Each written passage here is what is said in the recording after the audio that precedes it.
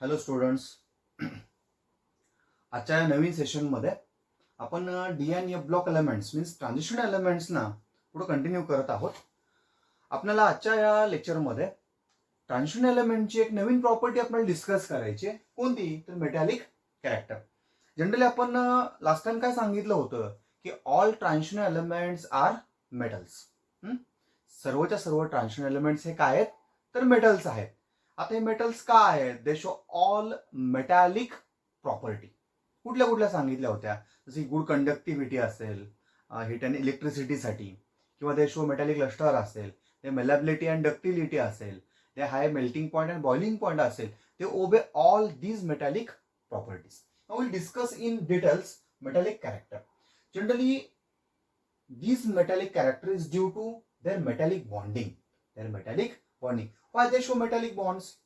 In general, ionization enthalpy of this metallic character is low.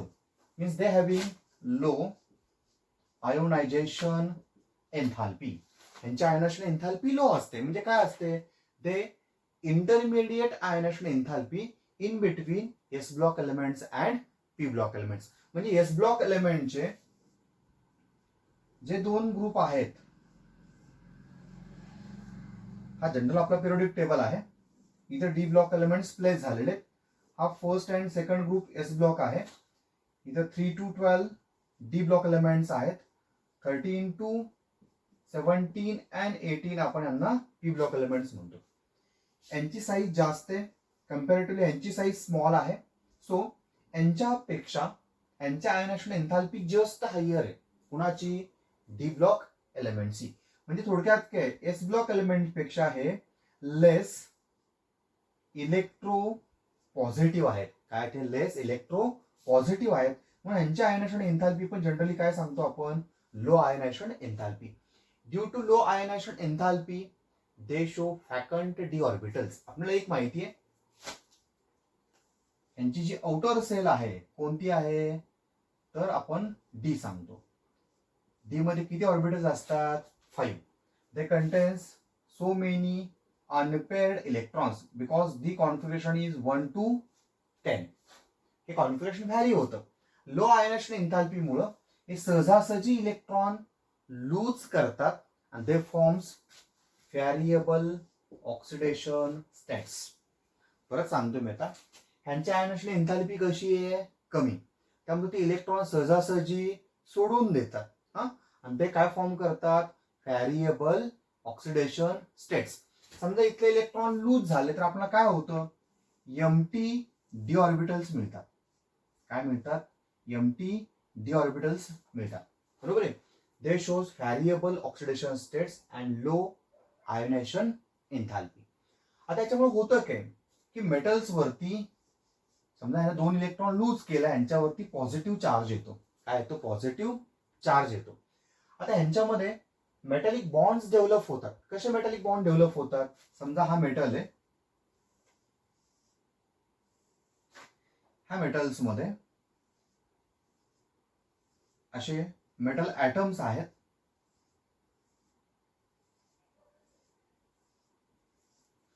आता यानं जर एक इलेक्ट्रॉन लूज केला, याच्यावरती चार्ज कोणता येतो? पॉझिटिव्ह.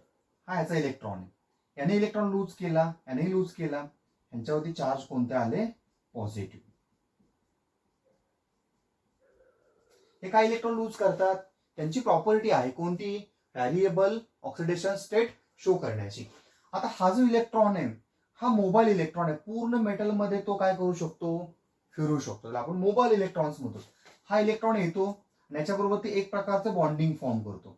हा इलेक्ट्रॉन याच्यावरती बॉन्डिंग फॉर्म करतो. अशा व्हरायटी ऑफ मोबाईल इलेक्ट्रॉन जे आहेत ते काय करतात? ह्या पॉझिटिव्ह मेटलच्या आयन बरोबरती electrostatic force of attraction create करतात. कुठला? Electrostatic force of attraction. And this electrostatic force of attraction means metallic bond. म्हणजे काय म्हणून आपण त्याला? Metallic bond. So they show metallic bonding due to their low ionization enthalpy and due to variable oxidation states. Okay. आता एक पहिलं कारण झालं, they form metallic bonding. Also they form covalent bonding. हे मेटॅलिक बॉन्ड तर form करतातच, आणखी काय फॉर्म करतात?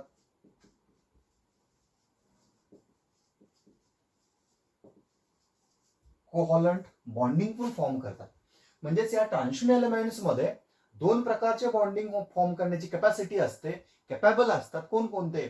एक म्हणजेच मेटॅलिक बॉन्डिंग, दुसरं म्हणजे कोव्हॅलंट बॉन्डिंग. आता कोव्हॅलंट बॉन्डिंग हा प्रकार काय आहे?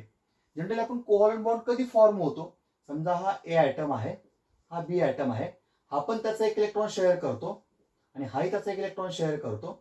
या दोघांच्या इक्वल शेअरिंग मधून जो बॉन्ड तयार होतो त्याला आपण म्हणतो covalent bond. This covalent bond is equal sharing of electrons. Look here, these d orbitals किंवा transition elements having number of unpaired electrons. ह्या ट्रान्झिशन एलिमेंट्स मध्ये D1 पासून ते D5 पर्यंत, म्हणजे थोडक्यामध्ये काय 1 ते 5 अनपेअर्ड इलेक्ट्रॉन असतात. मग अनपेअर्ड इलेक्ट्रॉन असतील तर काय होतं? हा एक अनपेअर्ड इलेक्ट्रॉन दुसऱ्या कुठल्याही ऍटम बरोबरती इथे एक इलेक्ट्रॉन शेअर करतो आणि यांच्यामध्ये कोव्हॅलंट बॉन्ड तयार होतो. म्हणजे याचा एक इलेक्ट्रॉन आणि एचा एक इलेक्ट्रॉन, हे दोघांमध्ये इक्वल शेअरिंग झाला आणि काय तयार झाला? Covalent bond. आता इथे किती अनपेअर्ड आहेत? 1 2 3 4 5 आहेत. म्हणजे हा किती कोव्हॅलंट बॉन्ड फॉर्म करू शकतो? 5. Suppose one of the transition elements content D2 configuration. दोनच अनपेअर्ड इलेक्ट्रॉन असतील तर किती बॉन्ड फॉर्म करेल? हा ए असेल किंवा हा ए असेल, 2 बॉन्ड फॉर्म करेल तो. त्याला आपण काय म्हणूया? Covalent bonding due to equal sharing of electron. ह्यांच्यामध्ये असणाऱ्या अनपेअर्ड इलेक्ट्रॉन्स मुळे तो काय फॉर्म करू शकतो? कोव्हॅलंट बॉन्ड फॉर्म करू शकतो. म्हणजेच these transition elements are capable to form metallic bonding due to mobile electron and electrostatic force of attraction having low ionization enthalpy. Due to number of unpaired electrons they form covalent bonding. आता इथं electron 2 आहेत अनपेअरचे. Unpaired इलेक्ट्रॉनची संख्या वाढली की covalent बॉन्डची पण संख्या वाढते. कोव्हॅलंट बॉन्डची पण संख्या काय होते? वाढते. म्हणजे D1 असेल तर एक कोव्हॅलंट बॉन्ड, D2 असेल तर 2 कोव्हॅलंट बॉन्ड, D3 असेल तर 3 फॉर्म करतो, D4 असेल तर 4, D5 असेल तर 5, D6 असेल तर परत पहिला इलेक्ट्रॉन इथं पेअर अप होतो, परत तो 4च कोव्हॅलंट बॉन्ड फॉर्म करू शकतो. म्हणजे थोडक्यामध्ये यांची कोव्हॅलंट बॉन्ड फॉर्म करण्याची कॅपॅसिटी D5. 5च अनपेअर्ड इलेक्ट्रॉन असतात, 5च्या वरती 6वा अनपेअर्ड इलेक्ट्रॉन D मध्ये असत नाही. समजतंय? तर परत बघा, हे मेटॅलिक बॉन्डिंग क्लिअर झालं, कोव्हॅलंट बॉन्डिंग क्लिअर झालं. आता हे hardness. Generally hardness depending upon covalent bonding. जेवढे कोव्हॅलंट बॉन्ड जास्त तेवढी हार्डनेस जास्त, तेवढी हार्डनेस जास्त. थोडंसं लक्ष द्या इकडं. आता आपण जर इन जनरल मध्ये पहिली सिरीज घेतली, समजा ही 3D सिरीज आहे, आपण कुठला सांगतो? Scandium, titanium, vanadium, chromium, manganese, iron, cobalt, nickel, copper and zinc. याचा ॲटॉमिक नंबर 21 आहे, 22, 23, 24, 25, 26, 27, 28, 29 अँड 30. यांचा आउटर कॉन्फिगरेशन आहे 3D1 4s2, याचं 3D2 4s2. कसं रिप्रेझेंट करायचं? हे 2 इलेक्ट्रॉन एस मध्ये, 21चा 1 इलेक्ट्रॉन डी मध्ये. आता याचं मला कॉन्फिगरेशन लिहायचं आहे याच्यावरून, ॲटॉमिक नंबरवरनं मी लिहिणार 3D अँड 4s. 4s मध्ये 2 कंपल्सरी, 3D मध्ये 3. इथं मात्र हा अनॉमलस बिहेवियर दाखवतो. याचं 3D 4s, 4s मध्ये 2च्या ऐवजी 1 इथला 1 इथं जातो, 3D 5. इथं जर बघितलं परत आपण 3D 4s, 4s2, 3D 5, इथं 3D 6, 4s2, 3D 7, 4s2, 3D 8, 4s2. इथं परत हा अनॉमलस दाखवतो 3D 10, 4s2 आणि हा 3d10, सॉरी इथं 4s1 आहे, 3d2, 4s2. According to this configuration this d orbital contain 1 electron. हे 2, 3, इथं किती आले 5, इथं पण किती आले 5, इथं किती येतील. अनपेड इलेक्ट्रॉन काढत असताना 10-6 करायचं. इथं आपण लिहितोय मी नंबर ऑफ अनपेड इलेक्ट्रॉन. इथे किती आला 1 आहे. अनपेड इलेक्ट्रॉन कसे काढतात. Unpaired electron is generally equal to number of electron present in d subshell. कुठपर्यंत if d configuration is 1 to 5. जर डी कॉन्फिगरेशन 1 ते 5 असेल, लुक हिअर D1, इथं D2 असेल तर 2 आहेत, D3 असेल तर 3 आहे, D5 ला 5, इथं पण 5. जोपर्यंत डी मध्ये 5 इलेक्ट्रॉन आहेत तोपर्यंत number of unpaired electron is equal to number of d electrons. समजा तेच कॉन्फिगरेशन D6 to D10 असेल. जसं आता इथं बघा D6 आहे.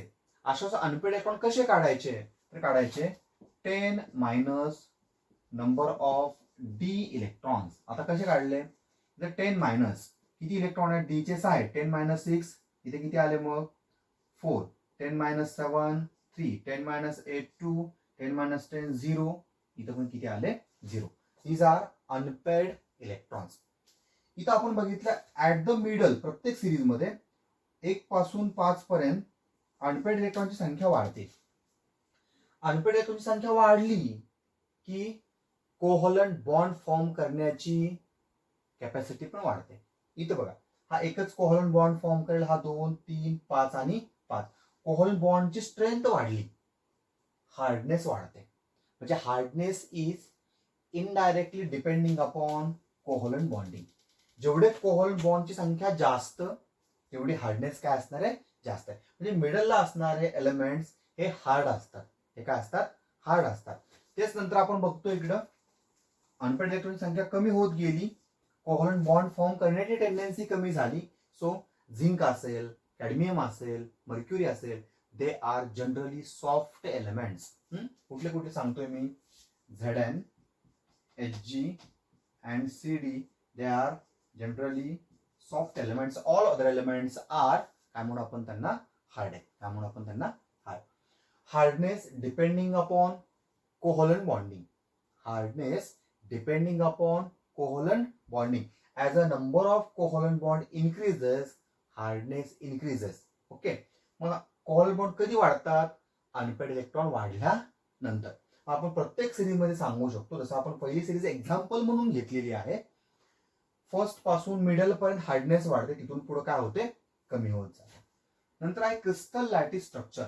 एक मेटलची प्रॉपर्टी आहे बघा, दे शो पर्टिक्युलर ऑर आपण त्याला असंही म्हणू शकतो क्रिस्टल लॅटिस स्ट्रक्चर शो करतात. कुठले कुठले they forms HCP hexagonal close packing, CCP cubic close packing and BCC body centred cubic. हा सगळा पार्ट तुम्ही सॉलिड स्टेट मध्ये डिटेल्स मध्ये स्टडी केलेला आहे. ओके. मी काय सांगितलं they form crystal lattice structure. ह्यांचं क्रिस्टल लॅटिस स्ट्रक्चर एक आपण काय म्हणू त्याला परफेक्ट क्रिस्टल लॅटिस स्ट्रक्चर किंवा definite crystal lattice structure show करतात. Hexagonal close packing, cubic close packing, body centred cubic या पद्धतीचे हे स्ट्रक्चर्स काय करतात शो करतात. एक्झाम्पल सांगतो मी तुम्हाला कुठलं तर या ठिकाणी body HCP hexagonal close packing. कसं असतं हेक्सागोनल क्लोज पॅकिंग. हा समजा रेग्युलर हेक्सागोन आहे, बरोबर आहे.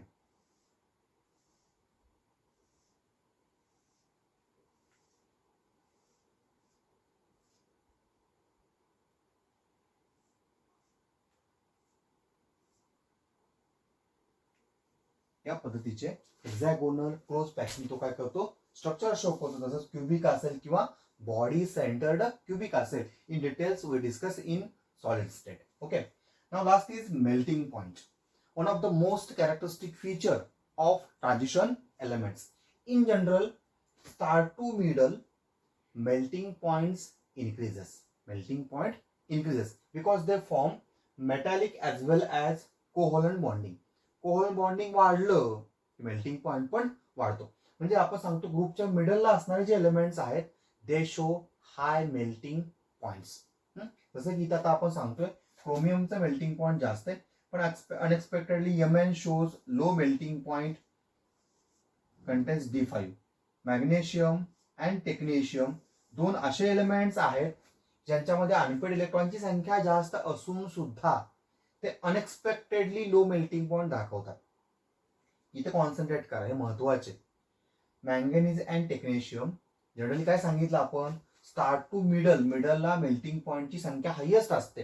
स्टार्ट पासून मिडल पर्यंत मेल्टिंग पॉईंट वाढत जातात, मिडल पासून एंड पर्यंत परत काय होतात, कमी कमी होत जातात, डिक्रीज होतात. म्हणजे हार्डनेस आणि मेल्टिंग पॉईंट सेम ट्रेंड दाखवतात, पण unexpectedly manganese and technetium shows low melting point due to their complicated crystal lattice structure. काय रिझन लक्षात ठेवायचं, magnesium and technetium they contain D5 configuration, then even those they form low melting point and boiling points due to their complicated crystal lattice structure. काय सांगितलं मी, complicated crystal lattice structure. इथे लक्षामध्ये म्हणजे थोडक्यात काय आपण मेल्टिंग पॉइंट या ठिकाणी एक्सप्लेन केला. All over metallic character they form metallic bonds due to low ionization enthalpy value. They form covalent bond due to presence of number of unpaired electrons. They becomes hard due to formation of covalent bond. They form crystal lattice structures like HCP, CCP, BCC. Okay, and they form high melting points and boiling points. In melting point and boiling point vary. In series start to middle they increases and then will be decreases. Now here metallic character will be completed. In next lecture we discuss about magnetic property.